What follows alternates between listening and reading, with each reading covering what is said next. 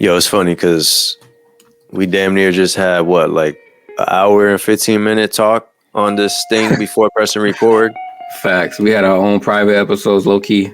Yo, facts. It was just too deep. It was too deep for the masses. You feel me? Nah, man. What's good? What's good, man? Not much, man. I'm just chilling, feeling good, man. It's been real busy lately, but it's been that good busy. Like, it's a difference between being busy for no reason and like busy with a purpose. You know what I mean? And I don't mind being busy with a purpose. You know what I mean? I like that. I hate just being busy to just be busy. You know? Yeah. No, I definitely feel that. I will say that just as of recent, man, I feel like, and this is one of the things we was talking about before we got, started recording. Shout out to Freddie, man. I feel like, he's been super locked in on the music side, and, him being locked in has definitely been motivating me to stay locked in. And it's been a good little, well, I guess month and a half, 2 months that we've been working. So shout out to Freddie.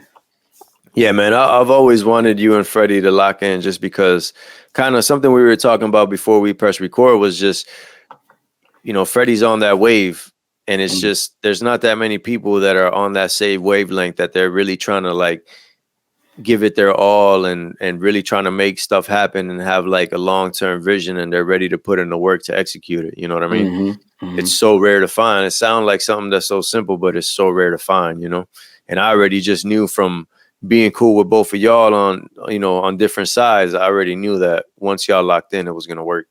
And we didn't, because I guess we were just so locked into the conversation before we got on the call. We didn't mention, but Joe is out for the day. He has some travel things going on. He's in Orlando. Oh yeah, he's actually in Orlando right now. In a couple of weeks, we all gonna have a little barbecue. Yeah, get some nice flicks together, some videos, some dope content. I'm excited, man. Yes, sir. So I'll be out there, and by the time this drops, it'll be probably that weekend. So yeah, man. So shout out to Joe too. I'm gonna see it both of y'all pretty soon. But yeah, now back to what we was talking about. I know one of the things we tapped in before the call was the creative rut, and just kind of like our writing styles and getting out of that rut. You want to tap in a little bit more with that? Yeah. With writing music, it's such a funny thing because there's so many different ways to attack it. There's so many different ways to do it. And another thing we were kind of talking about was just like different boxes that we put stuff in. You know what I mean? And something that I've learned from just recording so much and just seeing what works and doing different things is like everything works. Sometimes I write and I'll just write a song like all in one sitting and then just lay it down and it comes out dope. Sometimes I'll kind of just do it little by little as it comes to me, record it line by line or something, it comes out dope. Sometimes I write it little by little, it comes out dope. Sometimes I do a mix of both. I mean, there's a million ways to make a song. They all can work just depending on what vibe you want, you know what I mean? And, the way I like to write, and just using the new song Comfortable that I'm about to drop as an example, is with Comfortable, the first kind of line that came to me was the intro line, like the first line you hear in the song. It goes like, she don't wanna be back at home all alone. And like, I kind of did that line and I was like, all right, it kind of just came to me, that idea, that vibe. And I'm like, all right, what does that really mean though? You know what I mean? Like, she don't want to be back at home all alone. What does that mean? So I'm just like kind of thinking about, why people don't like to be alone. You know what I'm saying? I'm thinking about it like from a flip it point of view, because you can always go the easy route of like, oh, you're the guy that's out partying or late night, this and that, like doing whatever. But it's like, let's look at it another way.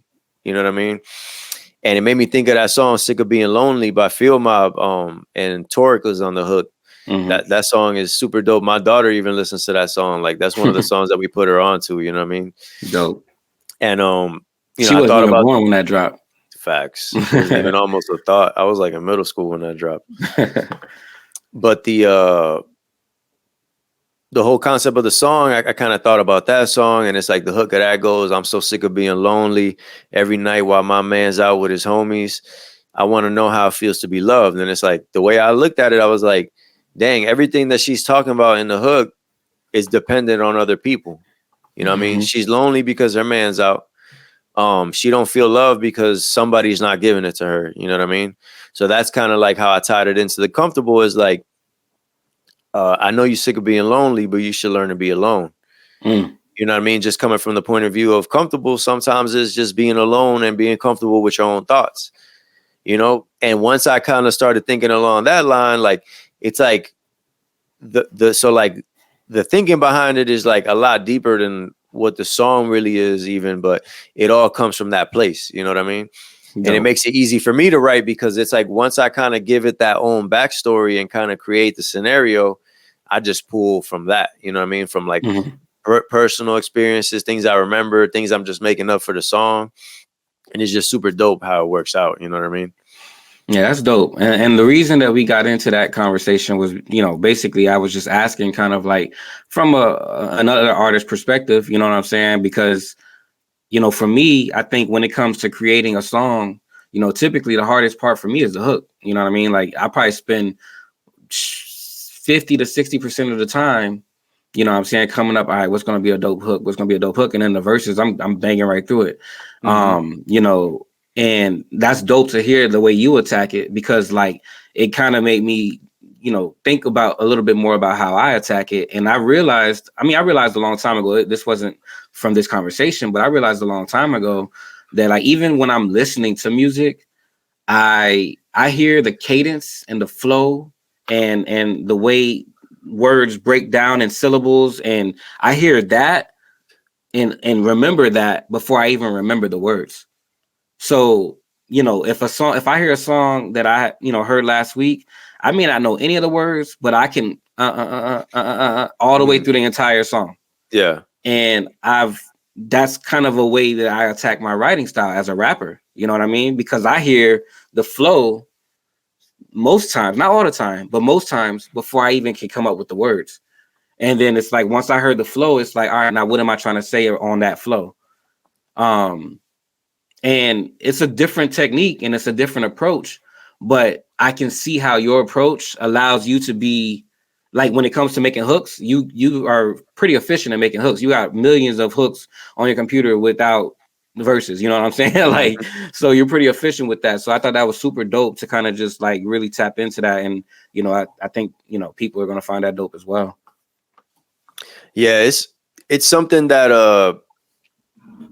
I'm somebody that's like recording all the time, and then you get to a point where you're like, you even get scared yourself, like, dang man, I'm gonna run out of stuff to say, you know what I mean? So like, it's just, I love it because it gives me different ways to kind of attack the songs and kind of look at them from different perspectives.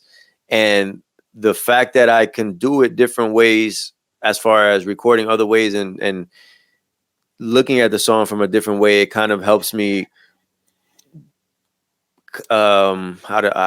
what's the word? It's like, it kind of helps me interpret it in different ways, you know what I mean? So it's not the same, like you're saying, same kind of flows, same kind of progressions and stuff like that.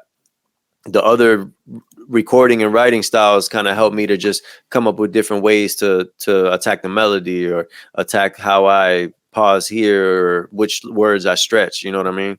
No, it's that's just pretty dope.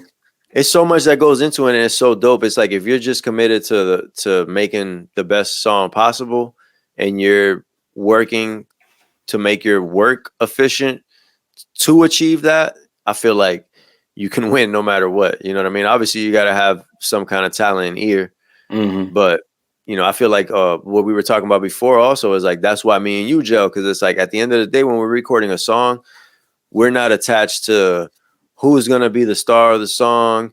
We're not attached to who's going to go where. We're not attached to, you know, my concept of it is better than your concept of it. It's, let's present what we got. Let's lay down what we got. Whatever's going to make the song better is what's going to win.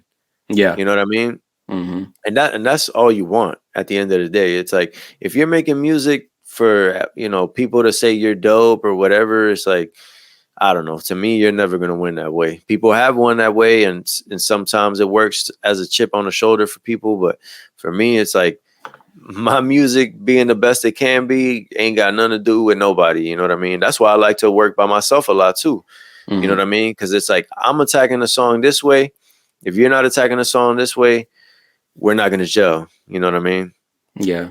And it's not. You see a lot of it in the industry when it comes to the ego shit. But when you really are trying to make like music, you know what I'm saying? Like that goes out the window, you know? But it's funny because we were even talking about this before too.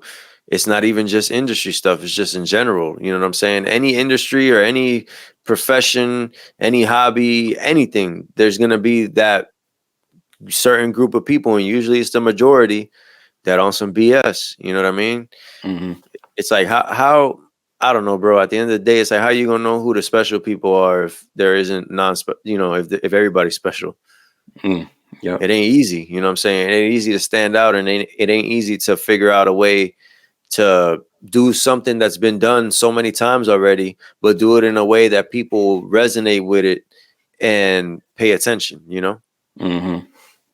Yeah. And speaking of that, like, you know, one of the things that we mentioned, or I mentioned, was, you know, just regarding different areas and like the cultures, like of different areas.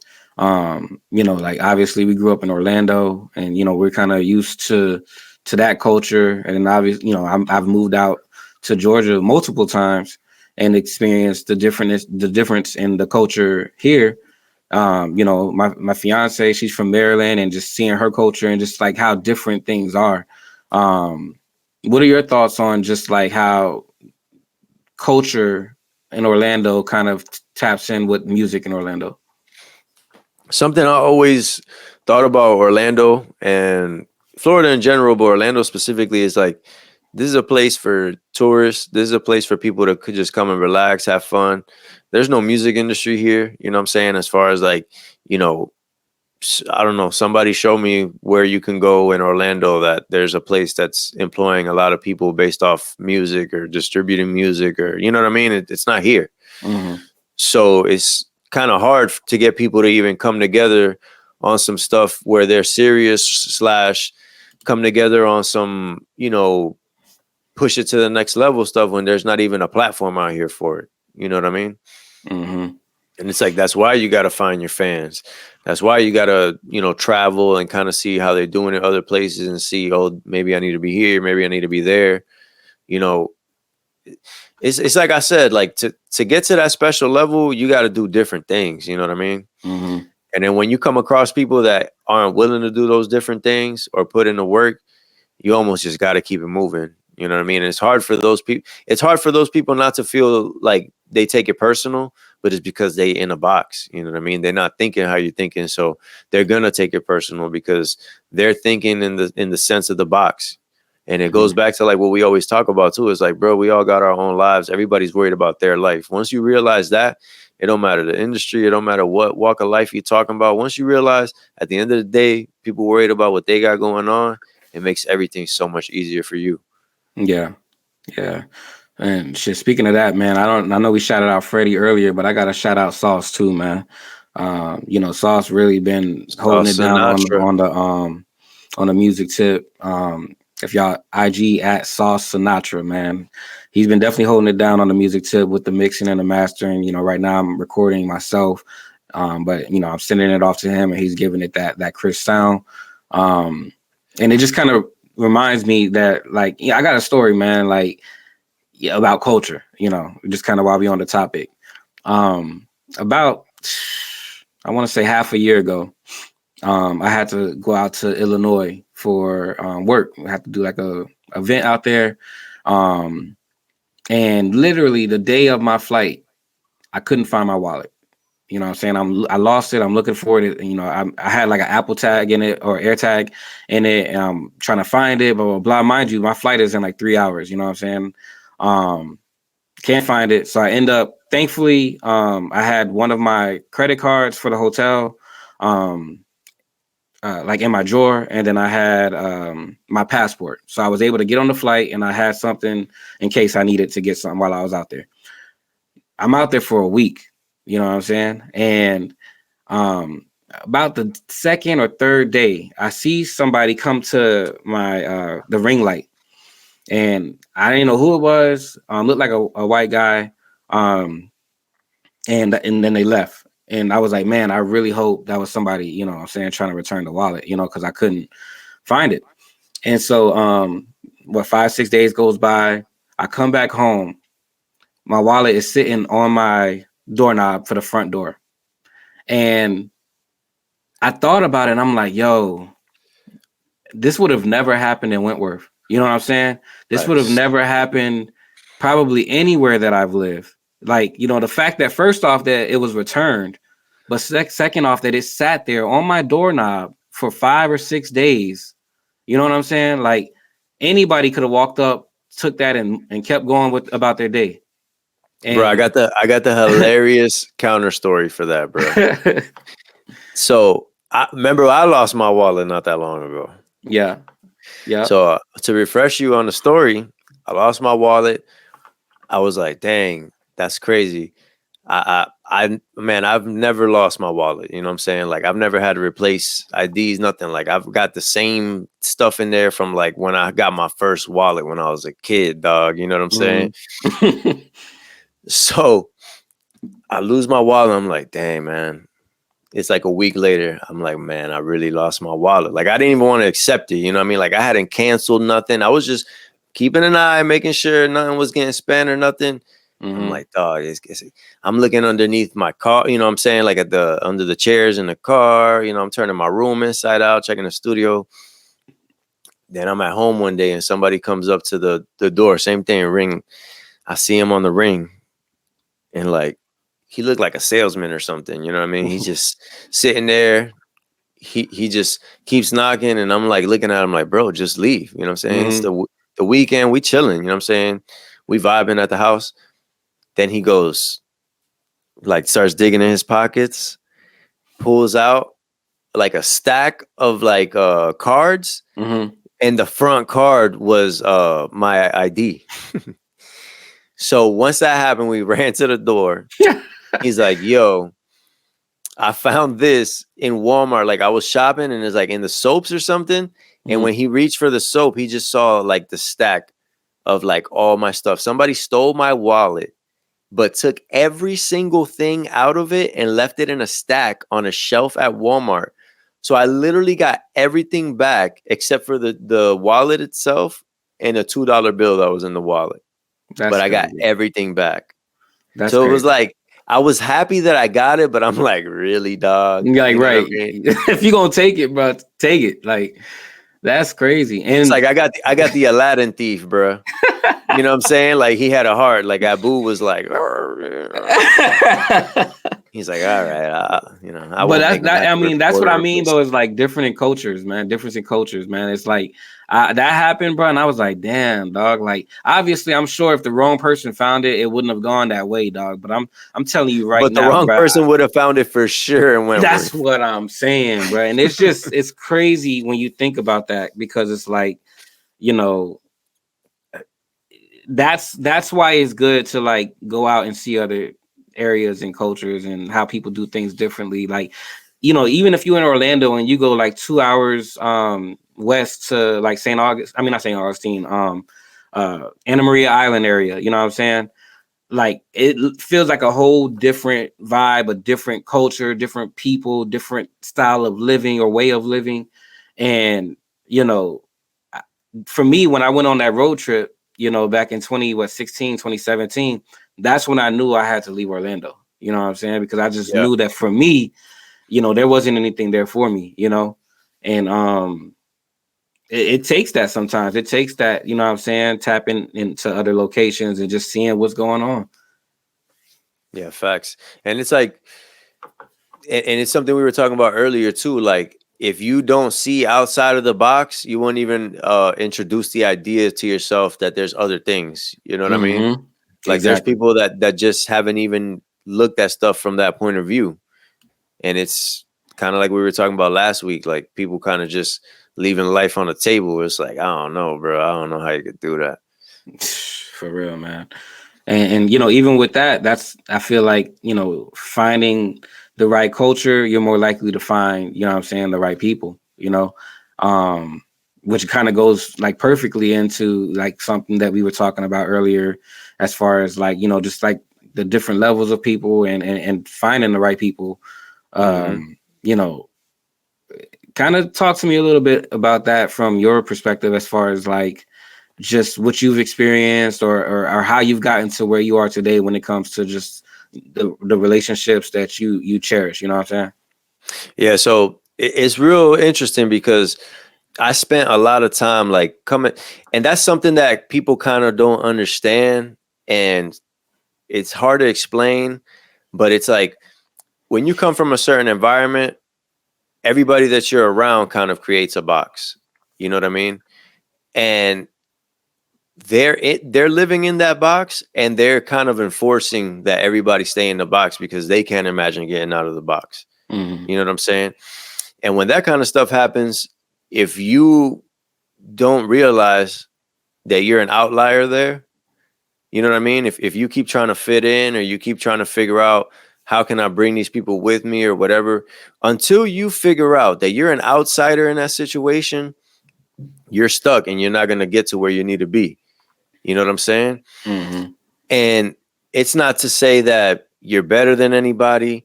It's just saying that you operate on a certain wavelength, and the people that you're just forced to be around, they're not guaranteed to be on that same wavelength. You know what I'm saying? To me, it's like 9 out of 10 people ain't your type of people. So what are the chances that the 10 people around you is the 10 right people to be around you? You know what I'm saying? It's that simple. So it's like you can be, you know, certain people can be mature enough or think about it in a way of like, all right, you know, maybe this person is not my type of person.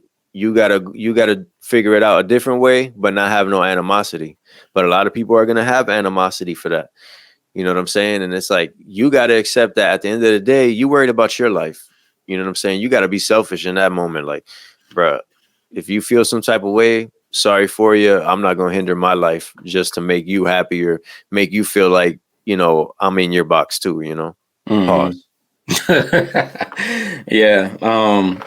And another side of it too, I feel like there's that aspect of it, but then there's also the aspect of it where, you know, some people don't know their own box. You know what I'm saying? They don't know their own limits and their own, I guess you could say, pillars. You know what I'm saying? You know, like you kind of mentioned that a lot offline when we talk, just having your own pillars. That it's like, you know, these are my non-negotiables. It's like you know, we always talk about it as far as just relationships, you know what I mean, like our personal relationships, but I feel like that applies just overall, you know what I'm saying, to all relationships, where it's like, you know, having those pillars that it's like, these are my non-negotiables.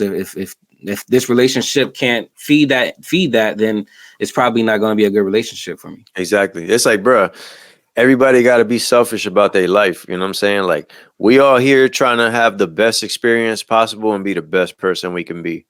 If somebody's not going to facilitate that, it's better for both of y'all to just say peace. You know what I'm saying? We can be cool from a distance, you know, like the ship thing we were talking about. You know what I'm saying? We could see the ships passing, and I can admire your ship. You can admire mine. We throw up the deuce and we just keep riding. You know what I'm saying? Because not everybody's built to be on your ship. And like I said, it's not a thing where it's like, oh, you're better than somebody. And I think that's the thing. Like, people don't get too sure in themselves, so they take it as a slight or a disrespect, or like you're trying to belittle them or something. It's like, no, like the level that you're on is not lower than my level. It's just a different level. Yeah, exactly. Yeah, and I mean that it's funny because that's like one of the things that I wanted to talk about today was just kind of like, and you said it perfectly, like you said, people aren't built the same. And for me, you know, one of the things that, especially as of recent, simply because, you know, at this point, bruh, I literally have my grandmother on my mother's side living, but my grandfather on my mother's side, my grandmother and grandfather on my father's side, and my mother and father have all passed away. So for me, when I see someone, um, you know, complaining about small things about with their parents, it really bothers me. Because it's like, you know, life is short, bro, and I feel like at this point we've all realized how short life is. that it's like, yeah, I know your parents are gonna get on your nerves every now and then. Everybody gets on your nerves every now and then. But when I see people like lose respect for their parents, it really bothers me, especially when it's like, you know, it's not for a valid reason. It's just because you're probably a little spoiled. You know what I'm saying? Like, Yeah. it's like, you know, that kind of stuff really tells me a lot about your character. Because that's Mm-hmm. like you mentioned being selfish, but I feel like you can be selfish but not be heartless as well. You know what I'm saying? Facts. There's like a balance to it because Yeah, it's like you know. you realize the same thing about people applies to your parents too. Your parents ain't built like you. You got Mm-hmm. to cultivate the relationship with your parents the way that it makes sense for the type of people y'all are, so it could be the best situation. You know what I mean? Right. Right. And I feel like some people kind of don't approach it like that, and you know, even some parents don't understand that either. You know what I'm saying? Mm-hmm. That there's differences. You know, a lot of parents like to push kids to have a certain kind of life and stuff, and it's like you got to realize that everybody ain't built the same. You know what I mean? You got to let everybody have their own path. Mm-hmm. Yeah. I mean, I don't know. When I think about it now, obviously I think about it a lot different just from my life experiences. Because I can tell you at 23, 24, whenever me and my mom fell out, obviously I wasn't thinking about it like that. You know what I'm saying? Hmm. So it took some maturity or maturing and growing up to start thinking about it like that. But it's also like, you know, we had our situation where there was like valid reasons on both sides, you know, so it's different, but it still wasn't right. But, you know, when I see it where it's like there's no valid reason, I just kind of, I don't know, for me, that really like tells me a lot about that person as far as, you know, if that's how they treat their parents, how do they treat me? You know what I'm saying? And it's obviously not trying to be Yeah. that dramatic about it, but it's like, you know, I like we mentioned off the call, man. Like I'm real. I'm a loyal friend. You know what I'm saying? If I call you my friend, I'm 100 down, 10 toes down. Like you already know, bro. If it's my last and you need it, I got it. You know what I'm saying? But if the energy ain't the same on the other side, it's like, you know, I pick that up really quick, and it just tells me what I kind of need to know. You know what I'm saying? So I don't know. Like that's why I said, like, obviously that won't affect me directly, them kind of dealing with their parents in that way. But it does tell me a little bit about you that it's like, all right, are we on the same type of time as people, you know? Yeah. No, and it definitely plays a part in relationships, and like we were talking about earlier too. I'm the type of person that I can't have superficial relationships. You know what I Right. mean? I need to know somebody's thorough through and through, A to Z, from my lens. You know what I'm Mm-hmm. saying? The things that are important to me, they got to be important to you too. You know what I mean? And Mm-hmm. if that ain't the situation, then I can't be cool with you like that. You know what I mean? Because it's at the end of the day, it's what I'm saying, bro. You got to be selfish about your life, and you got to be around people that feed you. You know what I'm saying? Mm-hmm. Being cool is one thing, but being locked in is a completely different thing. You know what I mean? Like being locked in is like you know what I'm saying? I'm sacrificing a different level of stuff when you locked in, you know what I mean? Like Mm-hmm. you're willing to spend some money, you know what I'm saying? Like do ventures together.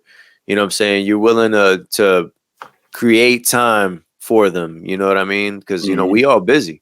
Regardless, even if you just got a job and you go home and you know what I'm saying, like cooking and all, you're busy just maintaining, you know what I mean? Right. Right. So it's like if I'm not putting a lot of people in the box where I'm creating time for them. You know what I'm Yeah. saying? Yeah. It's And you very mentioned important. something about the you know, what did you say? Like, you know, like do false like relationships and titles and stuff like that. Yeah, Um, superficial. yeah, superficial relationships. It's like, yeah, man, like, you know, just me being someone that's kind of gone that college route, you know, done the frat life. And obviously I'm not done with the frat life, you know, just on a different scale with it being, you know, older and an alumnus, you know, but going through that experience, you know what I'm saying? You meet a lot of I kind people. of feel like you like snuck in a racial slur or something when you said that. Oh, Yeah, what you're you like, talking yeah, about? I'm a alumnus. You know what I mean? Like, I was like, what you call me, dog? Like, you slid that in there real fast, dog. Yo, you a I don't think fool. I ever heard that word. Is that like after you're done with school? Like, yeah, man, that's like once alumnus? you're alumnus. So like if it's Alumni multiple, is, what is alumni? that's like, multiple people. It's like the plural form of alumnus. Oh, okay. So alumni is like, oh, okay. Gotcha. So alumni is like, yo, we from the school, dog. And then alumnus is like, yo, I'm from the school, dog. Yeah, exactly. All right, But basically, going through that experience, dog, it's like you meet a lot of people that they give titles, you know what I'm saying? Like if I told you right now, bro, I had like a special, I had a fave, I had a little, I had a big, I had what do you call it? Whatever. I'm just giving you examples. You wouldn't know what that means, but in that world, it does mean something, and I've just seen a lot of situations where it's like, bro, it may mean something in that world, but in real life, dude, like, you know what I'm saying? Those relationships falter like a mug. You know what I mean? Yeah. Like, so it's just interesting, like, because that's really, I've always kind of lived like that. But then that experience really was just like weird for me because I don't do the fake relation. Like, you know what I'm saying? If those people call me up now, it's like, hey, Fave, you're not getting that from me, dog. Because it's like, why would I call you, give you you know what I'm saying, that title when the relationship isn't at that level? Facts. And even like, another way to look at it, which I always find interesting too, is like I look at it like this too. Those kind of people, like certain kind of people, I know they wouldn't even enjoy being my friend. You know what I mean? Like I'm saving you to a certain point. You know what I mean? Because I'm not on what you on. I'm gonna ruin your party every single time. You know what I'm saying? It's like if you're looking for a certain type of vibe, it ain't here. So that's kind of going back to what I was saying of like, you don't look at it like you better than people. You just look at it like, bro, we not on the same type of time. You know what I'm saying? We on a different sync, Facts. Nah, that's real, man. I think that's a good little place to kind of start wrapping this one up, man. This was dope, man. I really I wish Joe was here for that conversation. I remember when I mentioned earlier what I wanted to kind of tap into today. I like soon as I mentioned it, I was like, dang, Joe, you're not gonna be on for this one. Yeah. So I definitely would like to have heard his perspective on this one, but I'm sure, you know what I'm saying, we'll get more into it in a different way probably in future. But anything you wanna leave him with? Yeah, man. Joe's in Orlando right now. He's gonna be out here for a minute. Super dope. We're gonna probably get a couple in-person podcasts in. Like I said, we getting some content for the podcast. We're just gonna continue. I mean, the number's been going up, bro. I'm super hyped. We're kind of between all the platforms. We're at over 100 listeners. You know what I'm saying, consistently. That's dope. So I think that's pretty dope with how we're just kind of letting this thing grow, and just to even have that many people tuned in. You know what I'm saying? It's for what we're doing and how we're doing it. It's super dope and super encouraging. Like we always say, we got music on the way. Shout out to Johnny, man. He's the creator of Roots and Stone, which is like the brand that he does his videography and photography work from. And he's super dope. I've been tapped in with him ever since I met him through the Weight House, which is a super dope gym in College Park. Shout out to Nick. He's super dope too. Man, Nick is a good one that we should have on the show. I don't even know how I haven't thought about that, bro. Yeah, that was going to be a super dope talk. I hope that he's down for it. But yeah, shout out to Johnny. We shot the video for Comfortable, which is the next song that I'm dropping. I'm super hyped with that because, man, the level of professionalism and vision that he came with, I was just so hyped, and I just can't wait to keep working with him in that creative lane. You know what I mean? Because I just felt like we really gelled on the vision and the execution and everything. So I'm super excited to continue doing stuff with him. Me and you actually doing something with him. So I'm super excited about that. We about to shoot some new stuff with Freddie. I'm super excited about that. Yeah. You got some new music coming. Payback is dropping. Tell them about that.